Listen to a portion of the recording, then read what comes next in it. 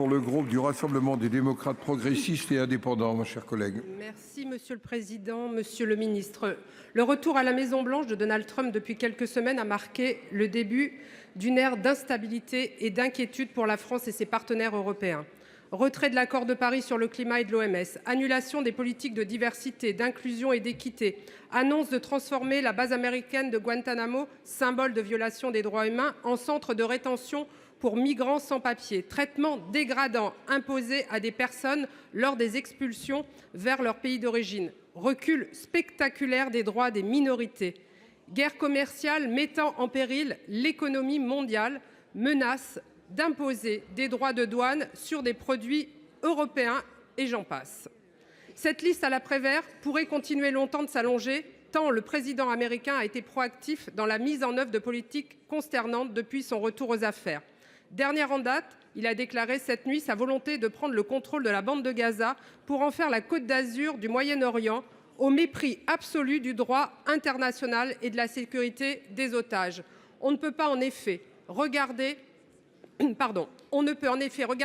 qu'avec inquiétude les conséquences des politiques de Donald Trump entraînant dans leur sillage les grands patrons américains qui contrôlent les principales sources privées d'influence aux États-Unis. Je prendrai pour exemple les nouvelles règles de communauté de Meta qui permettent désormais de tenir des propos haineux, ainsi que la suppression du programme de fact-checking sur les réseaux, porte ouverte à la désinformation.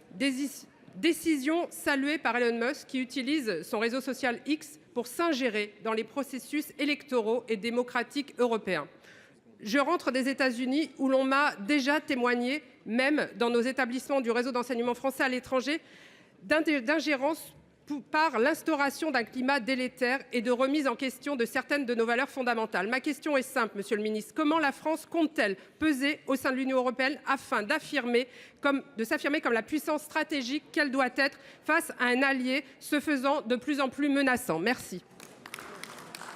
Pour vous répondre, la parole est au ministre de l'Europe et des Affaires étrangères, Jean-Noël Barrot. Merci, Monsieur le Président, Mesdames et Messieurs les sénateurs. Madame la sénatrice, face à la multiplication des annonces tout azimut outre-Atlantique, il nous faut garder évidemment notre sang-froid et rappeler ce que nous sommes et rappeler ce que nous voulons.